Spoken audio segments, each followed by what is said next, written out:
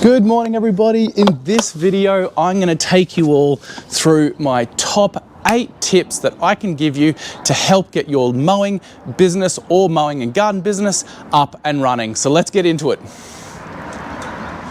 Alrighty, so let's kick it off with number 1, and this is probably the most important tip I can give you in getting your business underway, and that is your mind and your body health. Now, if those both aren't in reasonable state, you are going to struggle.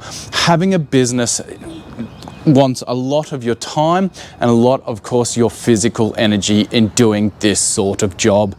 Now, with the mind, it's not like doing a 9 to 5. In business, you are constantly going. Your brain is constantly thinking about, have I booked all my clients in for tomorrow? Have I got the week sorted? Is my equipment ready for tomorrow? Have I sent out those messages to the clients? Have I done that quote? Have I got back to that person? Have I responded to that email?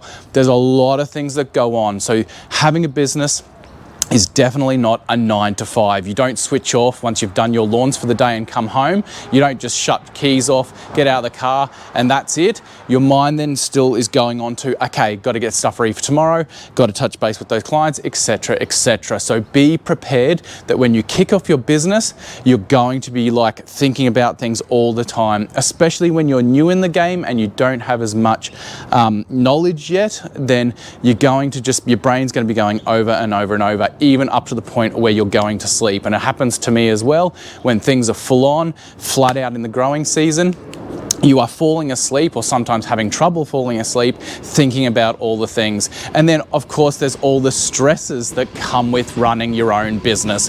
There is the ups and downs. Having a business is definitely a roller coaster ride. You have to have your emotions in check and be ready to battle those tough times, such as now we're in autumn in Brisbane and we're quickly rocking up into winter. So are you prepared to have enough work to see through the winter? Because if you're not working, money's not coming in. So you need to be ready for those stresses that business will throw at you.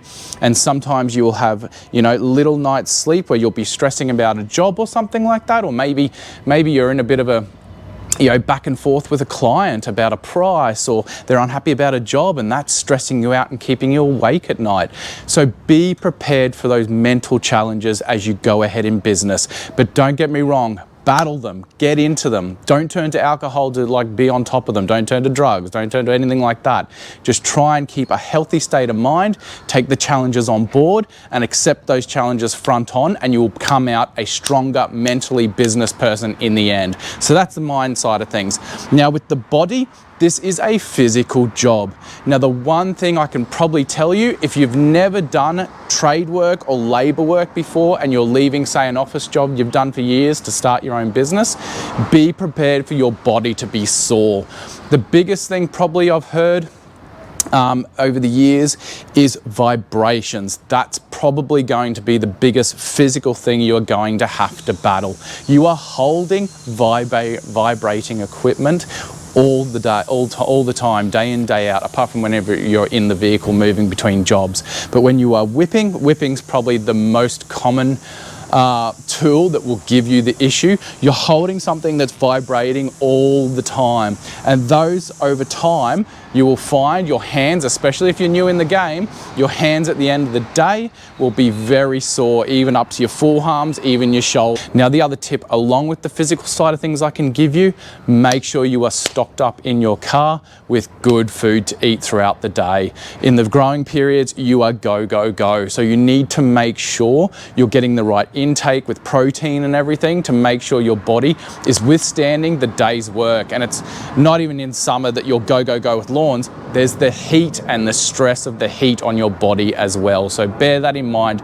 Good food, obviously sun protection and all that sort of stuff, and get your body ready for the physical requirements of doing lawns day in, day out. But anyway, that's number 1. Let's move on to number 2.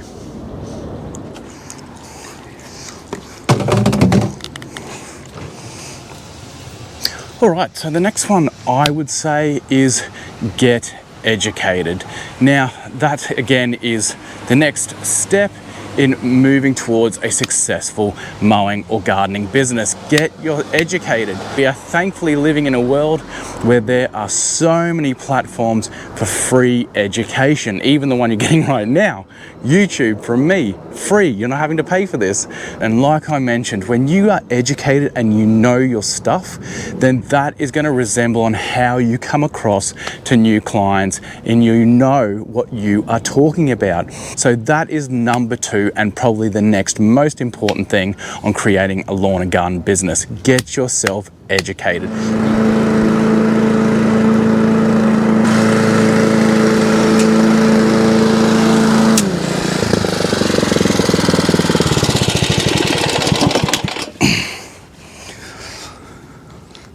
All right, so number 3 on the list, that is, let me just take my earbuds out. That is practice. Practice, practice, practice. If you're going to provide a service and a professional service to your client, then you need to do so. And in order to do that, you need to be good at your craft. But if you're new to the game, then just get out there and keep practicing, whether it's on your own property, whether you rent, whether you own your property. Just mow it, whip it, practice your edges. If you live in a unit, see if there's a friend that you can use their yard to practice on, you know, to get your practice in that way. But practice, practice, practice. That is my number 3 thing on the list of the top priorities to get you going in the business of lawns and gardens. But anyway, let's pack up the mower, move on to the next job.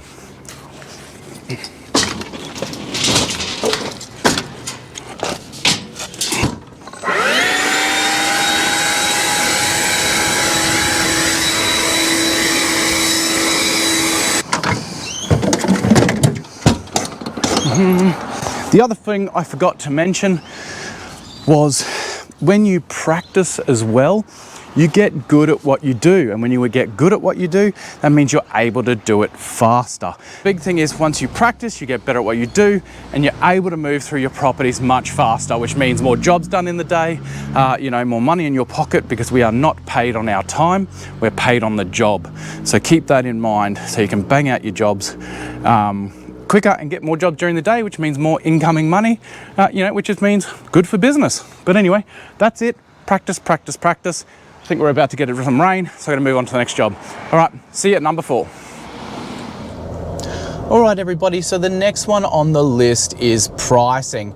And this is probably a really big one and a really big head scratcher for a lot of people starting out in the mowing industry. But the number one thing I can tell you, well, there's 2 really important things I can tell you to help you out. One is don't charge for your time or per hour. That is not a good way to, you know, provide your services to the client. You charge per job. Now, don't get me wrong, I've got my standard sort of lawn rate cut, and that's just for lawn mowing.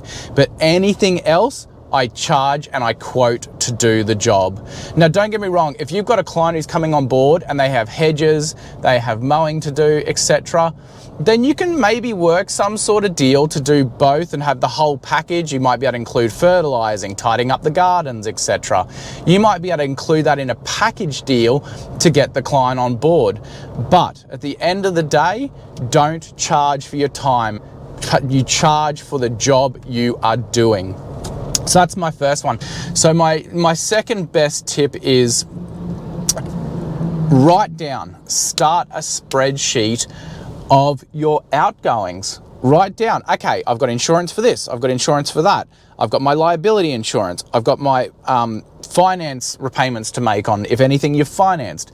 You know, write down your outgoings, and that'll help you have a bit of an understanding of how much you need to charge. Now, don't get me wrong, when you're starting out, you may not have a million outgoings. You might decide not to insure anything.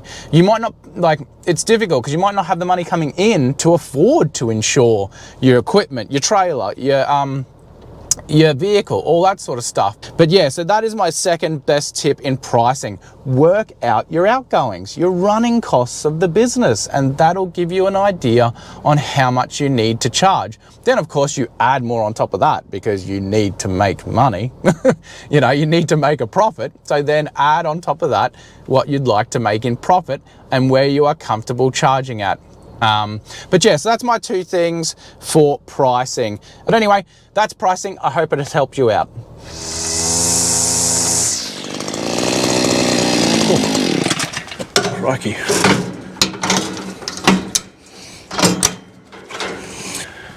All right, accounting. So I'm talking about both your accountant and then secondly, get yourself an accounting app. So me personally, I use Xero, because it's what I use from the get-go and it is fantastic, and my accountant can access Xero and have access to everything all in one go without me being to make time to go and see him or anything like that. So one, get yourself a accounting app because it does a bunch of things for you. I can't speak for other apps because I haven't used them, but I know Xero just does all your invoicing. Can you do quotes? It logs all your previous invoices so you can go back and see and check on stuff. You can allocate how many days to pay the invoice if you give your clients days to pay invoice. Now Xero also sends a follow-up email if it's gone over the 7 days. It'll automatically generate a reminder email to go out to the client. So yeah, get yourself a good operating accountancy app. And then my second thing is find yourself a good accountant. Now, some people might disagree with me here, but hear me out. Having a good accountant who knows how to do the job that you're paying them for properly for this sort of business, then they can guide you and give you steps or give you, guidance or answers in, what is the best way to getting equipment. Maybe you're looking to finance some equipment. What is the best options for you from an accounting or taxation purposes to go down in financing a new stander, a new ride-on, a new push mower, a new vehicle, a new trailer, something like that. Even if you haven't even got up and going yet, go and talk to an accountant. A question that pops up often is, do I run my business under a sole trader or a company? That is something you can't really Google. You need to sit down with an accountant and a good accountant, and they will be able to direct you in the best way forward to move your business in. For me, I run under a sole trader because that's all I need. I don't need to have my business under a company. There's a multitude of reasons why you don't need to be under a company. But again, chat with a good accountant and they'll be able to direct you to start off. But yeah, that's it. Get yourself a good accountancy app and a good accountant. All right, time to get on the mowing.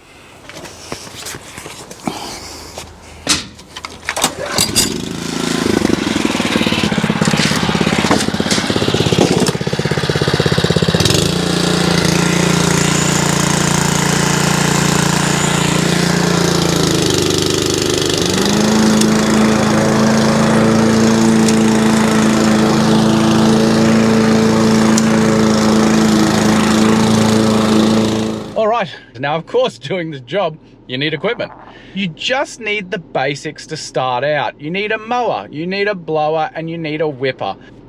So I would recommend just doing your best to go buy or use what you've got and get out there and get into it. And if you don't have good quality equipment, try your best to save your dollars to get good quality equipment, because good quality equipment not only lasts longer, won't give you as many issues on site about, starting it, firing it up, anything breaking, heads wearing through faster, all that sort of stuff. Save your dollars and get yourself good gear whenever you got the dollars to do so. I definitely recommend that. The poor man pays twice. Remember that quote, write it down. The poor man pays twice. Best to get good gear straight off the bat if you can. And if you can't, like I said, save your dollary dues, work towards it, and get yourself good gear. I do really want to specifically add, when you get your gear, no matter the equipment you have, whether it's a $100 mower, whether it's a $25,000 mower, look after it, service it, Maintain the blades, keep them sharp, check on the filter, make sure you unclog it, blow it out now and then. Make sure you service and look after your gear, and it will look after you in providing good quality care, lawn care and garden care to your client.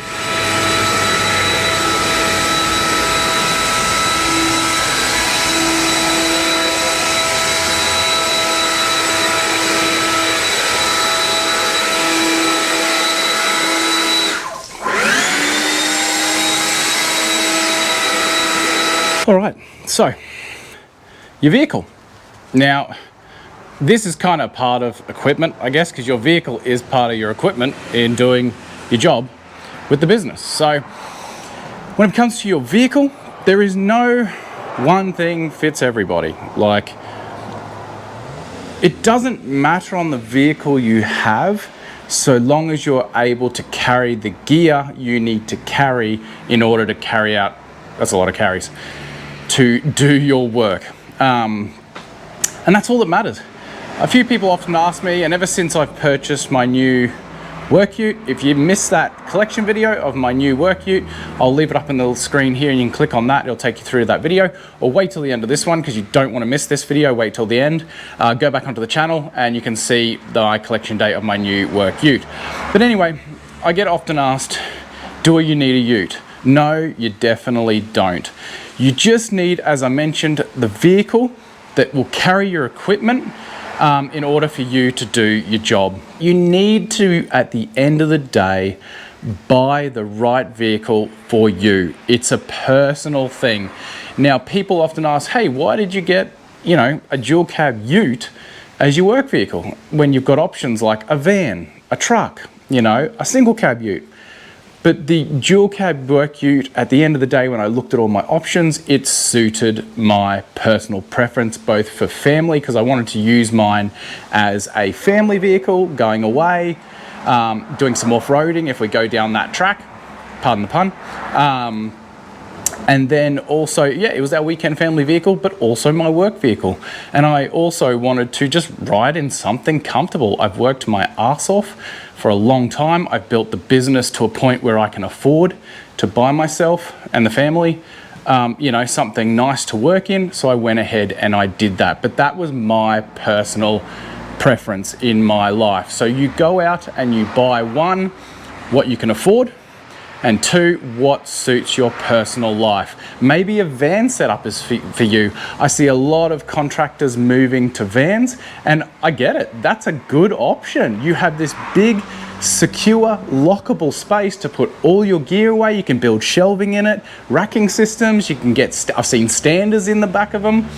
You can fit a lot in a van and then lock it all away, and away you go. So a van might be the option for you. If you're looking at doing big acreage blocks, maybe you need to move on to, and save your pennies or finance or whatever.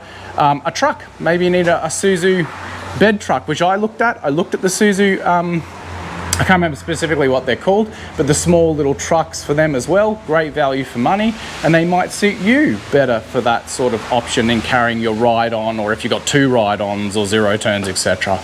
But at the end of the day, get the right vehicle that is right for you. And another shower is coming by.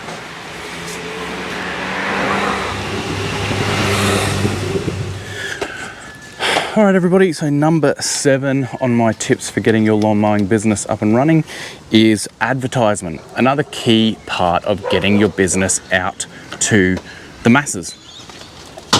Now, when it comes to advertisement, one thing I would certainly recommend is, again, like getting educated. There is a lot of free platforms like social media to get your business out there. And then once you've exhausted all sort of like your free platforms, then you can go down starting to, outlay money for advertisement, whether that be in the case of business cards or flyers or anything like that. Walk the streets, knock on doors. Hi, I'm Ben. I've just started a lawn mowing business in the suburb. Would you like a quote to mow your lawn? That sort of thing. Get out there. That's it for number 7 on the list, advertising. If you've got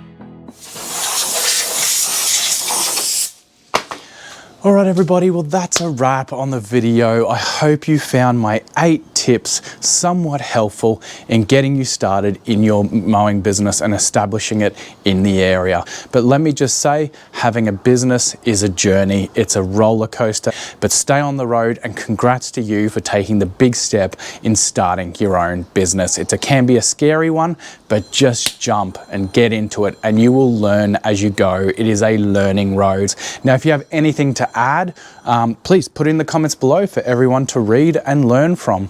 You know, Mow Time is an educational channel, and I don't know everything. So please put it in the comments below and help those who are starting out in the mowing industry with anything that you can provide. Anyway, it's a cracker day here in Brisbane. I've got to get back out to my clients. I hope you're all, as always, doing well mentally and physically. We'll see you all in the next video.